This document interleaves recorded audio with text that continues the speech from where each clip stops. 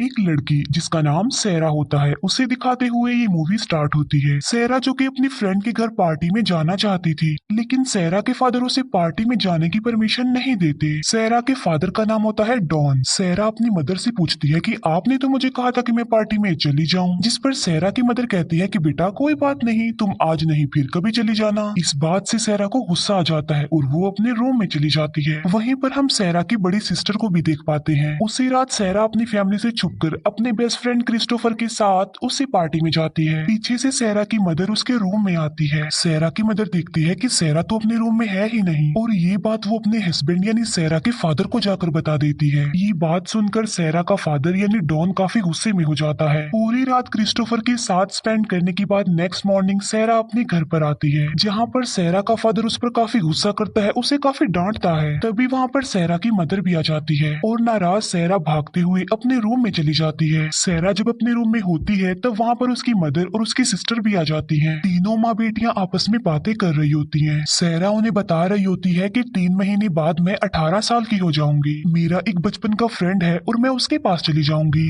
मैं उसके साथ भी रहूंगी और अपनी लाइफ को काफी इंजॉय करूंगी। ये सारी बातें सैरा का फादर बाहर खड़े होकर सुन लेता है। फिर सैरा का फादर डॉन बेसमेंट में मौजूद एक सीक्रेट रूम को ओपन करता है। इसके बाद वो वेट करता है 3 महीने बाद का, जब सैरा 18 साल की हो जाएगी। फिर हमें डायरेक्ट 3 मंथ बाद का सीन दिखाया जाता है, जहाँ पर हमें सैरा दिखाई जाती है जो कि कॉल पर क्रिस्टोफर से बातें कर रही होती है। सैरा की सिस्टर तो पहले ही घर पर नहीं होती और उसकी मदर भी मार्केट चली जाती है। पीछे से सैरा और उसके फादर घर पर अकेले ही होते हैं। डॉन सैरा को कहता है कि मैंने बेसमेंट में एक बॉक्स रखना है, तो तुम मेरी हेल्प कर दो ना प्लीज उस बॉक्स को रखने में। फिर दोनों उस बॉक्स को लेकर बेसमेंट में जाते हैं, जहाँ पर जाकर डॉन सीक्रेट रूम के डोर को ओपन करता है। ये देखकर सैरा शॉक्ड रह जाती है कि यहाँ पर सीक्रेट रूम भी है। डॉन फिर सैरा को उस रूम में लेकर जाता है। डॉन सैरा को बातों में उलझाने की कोशिश करता है और उसे उस रूम में लॉक करके वहाँ से चला जाता है। सैरा हेल्प के लिए काफी चिल्लाती है, लेकिन डॉन को उस पर तरस नहीं आता और वो उसकी कोई बात नहीं सुनता। तब सैरा अपनी हेयर पिन से लॉक को ओपन करने की कोशिश करती है, जिससे डोर तो ओपन नहीं होता, लेकिन लाइट्स ब्लिंक होने के बाद ऑफ हो जाती हैं, जिसकी वजह से वेंटिलेशन भी बंद हो जाती है। अब सैरा चेक करती है कि आखिर उस बॉक्स में क्या है, जो बॉक्स सैरा और उसके फादर यहाँ पर लाए थे। उस बॉक्स में सैरा का सारा जरूरी सामान होता है,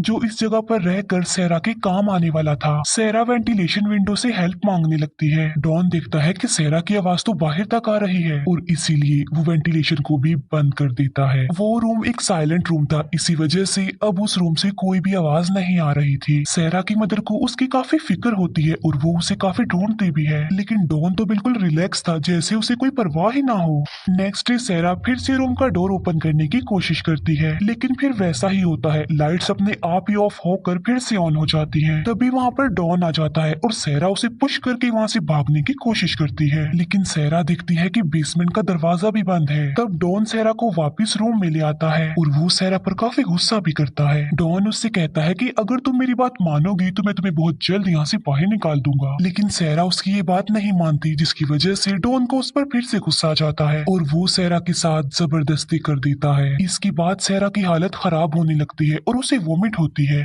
फिर एक हफ्ते बाद पुलिस भी सैरा को ढूंढने के लिए इन्वेस्टिगेशन कर रही होती है। डॉन कहता है कि सैरा हमसे दूर कहीं बाहर चली गई है, क्योंकि वो हमसे अलग होकर लाइफ स्पेंड करना चाहती थी। सैरा की मदर कहती है कि वो सिर्फ ऐसा कहती थी, उसने ऐसा करने का कभी सोचा भी नहीं था। पुलिस ऑफिसर कहता है कि हमें सैरा के लिए वेट करना चाहिए, क्या पता वो कांटेक्ट कर ले। दूसरी तरफ सैरा अपने फादर यानी डॉन की इस हरकत पर काफी दुखी होती है और काफी अपसेट होती है। फिर एक दिन क्रिस्टोफर सैरा का पता करने के लिए उसके घर पर आता है,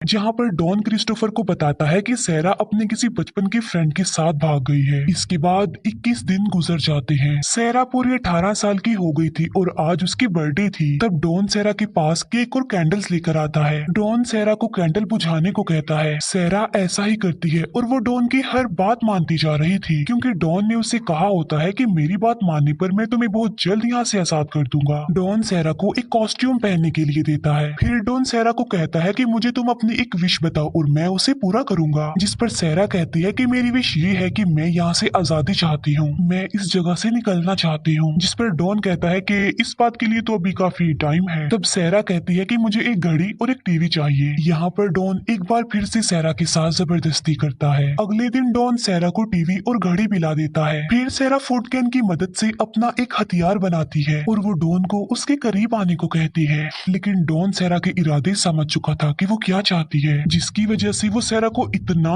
पीटता है कि उसका हाथ भी तोड़ देता है। फिर ऐसे करते करते 1 साल गुजर जाता है। हम देखते हैं सहरा को जो कि प्रेग्नेंट है। तभी सहरा को पेन होने लगती है। तब एक बेबी गर्ल की बर्थ होती है। सहरा की बेटी को देखकर डॉन खुश नहीं होता। इसके बाद 4 साल गुजर जाते हैं और सहरा की मदर उसे काफी मिस करती है और सहरा एक बार फिर से प्रेग्नेंट होती है। डॉन अपनी वाइफ को बताता है कि मेरी प्रमोशन हो गई है। जिस पर सहरा की मदर कहती है कि हमें एक इन्वेस्टिगेटर हायर कर लेना चाहिए जो कि सहरा को ढूंढे। इस बात पर डॉन साफ इनकार करके वहाँ से चला जाता है। डॉन जो टीवी सहरा और उसकी बेटी के लिए लाया था उसे देखकर दोनों माँ बेटी काफी खुश हो जाती हैं, क्योंकि उनकी बोरियत दूर करने के लिए टीवी से अच्छी और क्या चीज हो सकती है। कुछ दिन बाद सहरा को एक बेबी बॉय होता है। एक दिन सहरा की बेटी काफी बीमार हो जाती है क्योंकि उसे फीवर था, जिस पर डॉन उसे मेडिसिन ला कर देता है। उस दिन भी डॉन और सहरा के बीच लड़ाई होती है। क्रिस्टोफर एक बार फिर से सहरा के घर पर आता है सहरा का पूछने के लिए, जहाँ पर क्रिस्टोफर सहरा के सिस्टर से मिलता है। क्रिस्टोफर वो सारी बातें सहरा की सिस्टर को बता देता है जो उससे डॉन ने की थी, यानी सहरा अपने किसी बचपन के फ्रेंड के साथ भाग गई है। सहरा की सिस्टर क्रिस्टोफर को कहती है कि मुझे तो ऐसा लगता है कि मेरे फादर ने ही सहरा को कहीं पर छुपा दिया है और सम टाइम मैं ये सोचती हूँ कि सहरा खुद ही हमसे दूर कहीं पर चली गई है। सहरा एक बार फिर से तीसरी बार प्रेग्नेंट हो जाती है। डॉन और उसकी वाइफ के बीच सहरा को लेकर बहस हो जाती है। सहरा की सिस्टर डॉन को कहती है कि आप हमेशा सहरा पर गुस्सा किया करती थी। तब सहरा की मदर अपसेट होकर वहाँ से चली जाती है। अपनी वाइफ को मनाने के लिए डॉन भी उसके पीछे पीछे चला जाता है और उसकी पॉकेट से बेसमेंट की कीज गिर जाती हैं। सहरा की सिस्टर उन कीज को उठा लेती है और बेसमेंट में जाती है चेक करने के लिए। वहाँ पर उसे काफी किस्म की चीजें देखने को मिलती हैं। उन चीजों को देखकर सहरा की सिस्टर ये सोचने पर मजबूर हो जाती है कि आखिर ये चीजें यहाँ कर क्या रही हैं। इतनी ही देर में डॉन भी वहाँ पर आ जाता है और वो सहरा की सिस्टर को वहाँ से भेज देता है। फिर सहरा का तीसरा बच्चा पैदा होता है जो कि एक लड़का ही था। सहरा डॉन को कहती है कि मेरे इस तीसरे बच्चे को तुम बाहर ले जाओ, यानी इस बच्चे को मेरी मदर के पास ले जाओ और ये बच्चा उसे ही दे दो। ये सुनकर डॉन को एक आइडिया आता है और वो उस बच्चे को चुपके से अपने घर के बाहर रख देता है। सहरा की मदर उस बच्चे की आवाज सुनकर बाहर आती है, जहाँ पर उसे उस बच्चे के साथ कागज पर लिखा हुआ एक नोट भी मिलता है जिस पर लिखा था, मॉम मैं सहरा हूँ, ये मेरा बच्चा है और मेरी फाइनेंशियली कंडीशन इतनी अच्छी नहीं है कि मैं इसे पाल सकूं, तो इसे आप ही रख लीजिए। तब सहरा की मदर उस बच्चे को अपने साथ ले जाती है, यानी उन्होंने उस बच्चे को अडॉप्ट कर लिया था। तभी डॉन को वहाँ पर एक और नोट भी मिलता है जिस पर लिखा था कि डैड ने मुझे बेसमेंट में कैद किया हुआ है। ये देखकर डॉन को काफी गुस्सा आ जाता है और वो सहरा को पनिशमेंट देने के लिए एक बार फिर से उसके साथ जबरदस्ती करता है। इसके बाद हमें कुछ सालों बाद का सीन दिखाया जाता है जहाँ पर हम देखते हैं कि सहरा का बेटा और बेटी अब बड़े हो गए हैं। एक दिन डॉन सहरा की बेटी को काफी बुरी और गंदी नजरों से देख रहा था। सहरा डॉन के बुरे इरादे समझ चुकी थी। वो जानती थी कि डॉन की गंदी नजर अब उसकी बेटी पर है। सहरा अपनी बेटी की वजह से काफी वरिड थी क्योंकि उसकी बेटी को अस्थमा था। एक दिन सहरा देखती है कि छत से पानी टपक रहा है। सहरा सोचती है कि आई थिंक वहाँ पर कोई कच्ची जमीन है जिसे तोड़कर हम किसी की हेल्प मांग सकते हैं।